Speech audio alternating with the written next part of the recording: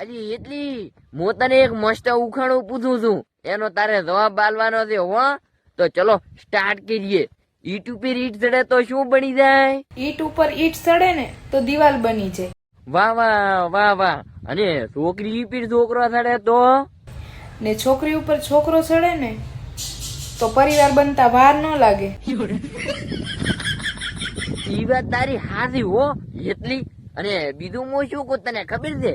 તું હમણાંથી મારી બેટી લીલી ચમચમ રહેશે. તું તારો ભાઈ દિવસમાં 3 વાર પાણી સાટે તો લીલીસમ તો રવ જ ને. ઓહો ઈ હું છે એમ ને એટલી. પણ મારું બેટું ચમ 3 વાર પાણી છાંટે છે? કેમ કે શિયાળો છે. ઈ વાત હાથી હોય એટલી. આવા શિયાળાની ટાઢનું 3 વાર ને મારું મન તો 10 વાર પાણી છાંટવું ને કે આ ટાઢનું રહી ના કેવરાય હો. અને એટલી બીજું હું શું કહું છું ખબર છે?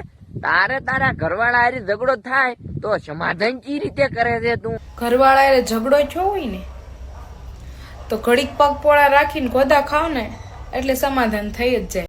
ઓહો હો તો આ તો એટલી તારે આવી રીતે સમાધાન થાય છે એમ ને? વાહ વાહ મસ્ત સમાધાન તું સારું કરે છે હો. અને એટલી બીજી વાત, તું મને એક મસ્ત શાયરી અપડાઈ ગઈ એક બીજી હેડી મસ્ત હો. સાઈ ગરમ હોઠ નરમ, સાઈ ગરમ હોઠ નરમ. વાહ વાહ વાહ વાહ. પતિ સાથે સોદામાં શેની શરમ? અલ્યા બસ એટલી. તારી આવી શાયરીઓ હવે મારે નથી સાંભળવી.